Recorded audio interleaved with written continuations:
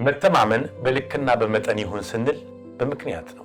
ከማይረባ ጓደኛ ጋር አለማዋል ነው። ይሄን ብር ካላመጣ ያንተ ልጅ አንገቱን ቆርጠን በር ላይ እንጥልልሃለን አለ።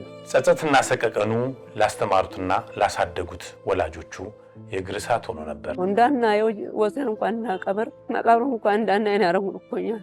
ከምንም ተነስቶ ወንጀለኞችን አድኖ የያዘው የአዳማ ከተማ ፖሊስ ምስጋና ተችሮታል። ፖሊሶች የፊት አካላት ያደረጉት አስተዋጽኦ እኔ በእውነቱ ይሄ ነው ብዬ ለመግለጽ ያዳግተኛል።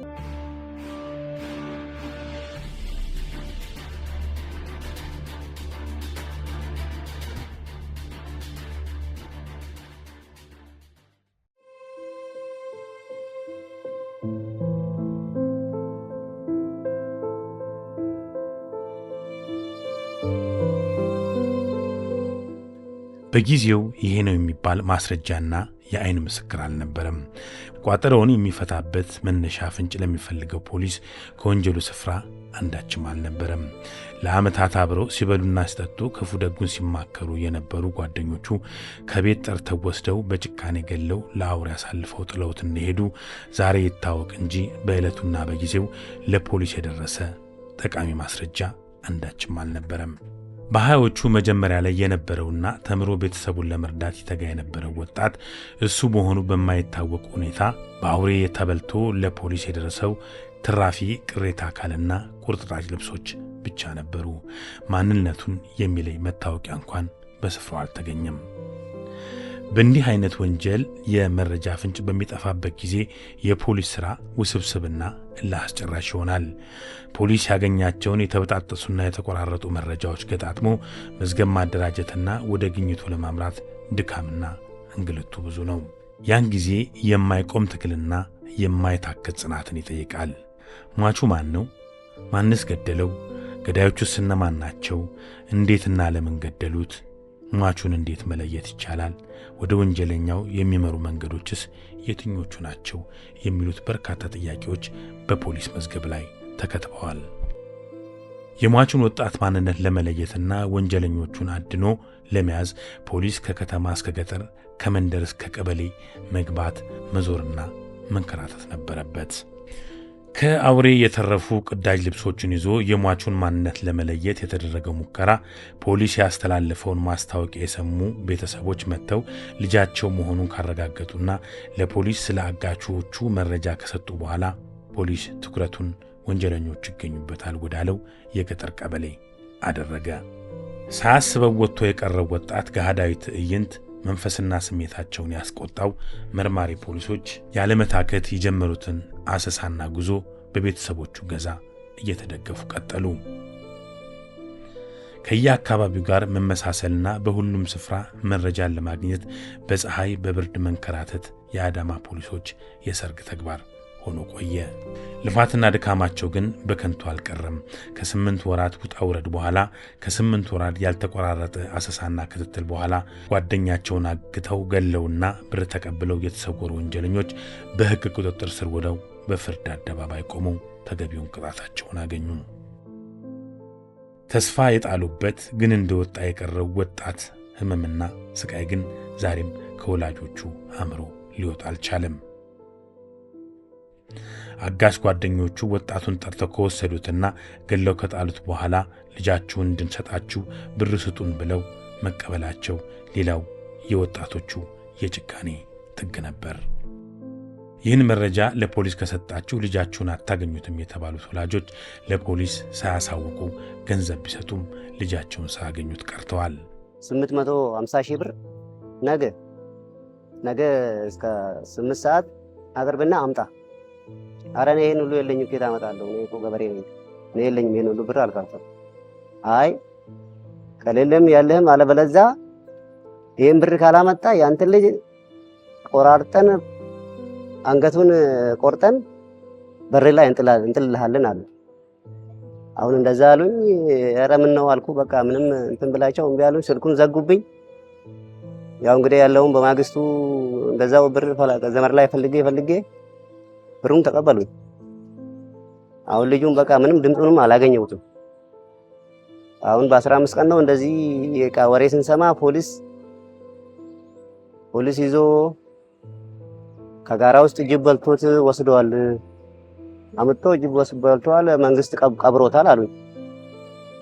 አሁን ነው? አዎ። የት ፖሊስ ነው? እዚህ አባገዳ አሉኝ። አባገዳ ነው? አዎ። አይ በቃ ሄደን ማጥተን ስንጠይቅ እነሱም ያው እንግዲህ ፎቶ አንስተዋል ልጁን ሬሳውን። አሁን በፎቶ ስናይ ልጁ ያው የኛው ነው፣ የኛ ሆነ። በቃ ያው ከዛም በኋላ ምንም ማድረግ አልተቻለም። እነሱም ደግሞ ባለው እንቅስቃሴ እግዚአብሔር ይስጣቸው ፖሊሶቹ ማለት ነው።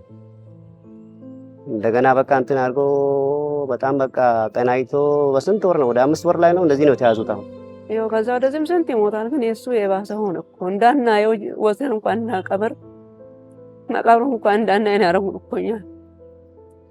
ሰው እኮ ሰዓትን እኮ እንትን ሲል እኮ ይበረታል፣ ሆዱም ይበረታልም። መቅበርም እኮ ልጅን አንድ ነገር ነው እና በዛ ነው ያወቅነው ልጃችንን መሞቱን መቀደሉን በዛ ነው ያወቅነው።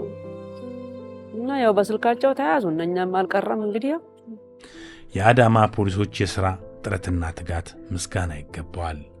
መረጃ ጠፍቶና ተድበስብሶ እንዲቀር ታስቦ የፈሰሰውን የወጣቱን ደም ወጥተው ወርደው በከፍተኛ ጥረት ወንጀለኞችን ለመያዝ በቁ እንጂ የወጣቱ ጓደኞች የጭካኔ ሥራ ለሚሰማው ግራ ነበር።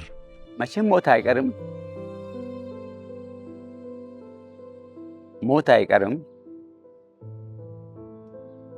እጅና እግሩ እንደ ከብት ታስሮ ነው ልጁ ሞት።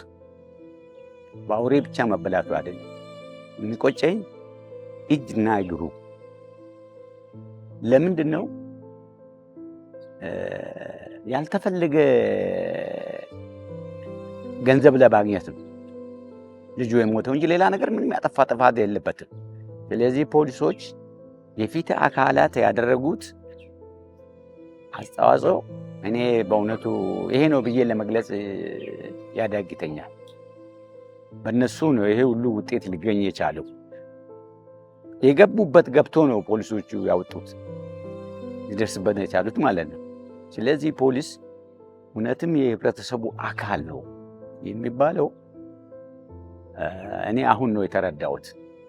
እያንዳንዳቸው ባሉበት ቦታ ሄዶ ማን ያውቃል? እነሱ እኮ በዛን ሰዓት ሰውን ፈርቶ እግዚአብሔርን አልፈሩት። እግዚአብሔር ግን የልጁንም ደም አላጠፋም። እድሜ ለፖሊሶች። ይኸው አሁን ለፊት ቀርቦ ውሳኔ አግኝቶ በእስር ቤት ነው ያለው። እነሱን በጣም ነው የሚያመሰግናቸው። ኧረ በጣም እንደውም እግዚአብሔር ይስጣቸው። እነሱ ያው በእነሱ እርዳታ ነው የተገኘው እንጂ ማንም ይገኛል ብለው እኛ ምንም አላሰብንም። በዚህ እንደው ያው እሱ እንትን እንደውም ይገኛል ብለን አስበንም አላሰብንም ጭራሽ። በቃ ያው እዛው ነው ታች ነው ቦታው ነው ብለን ነው እዛ እንግዲህ ያው የሞተ ሰው ያው ጅብ ይበላዋል፣ ማንም አየውም ይታወቃልም አልመሰለንም። በዚህ ያው እነሱም በርትተው ስልኩንም ከቴሌ ያወጡልን እነሱ ናቸው። እንደውም በእነሱ እርዳታ ነው እስከዛሬ አሁን ይሄን ሁሉ እንትን ያገኘነው፣ ይሄን ሁሉ መፍትሄ ያገኘነው በእነሱ እርዳታ ነው። ከመነሻችን ማመን መተማመን በልክና በገደብ ሊሆን ይገባል ያልነው ለዚህና በዚህ ምክንያት ብቻ ነው። ሌባ ለአመሉ ምን ይልሳል የሚባል ነገር አለ። ለፍቶ ሰርቶ የራሱን ንብረት የራሱን ላብ መብላት ሲገባው በአቋራጭ ሀብታም ሆናለሁ ብሎ የሰውን ሕይወት ማጥፋት በጣም የሚከብድ ነገር ነው።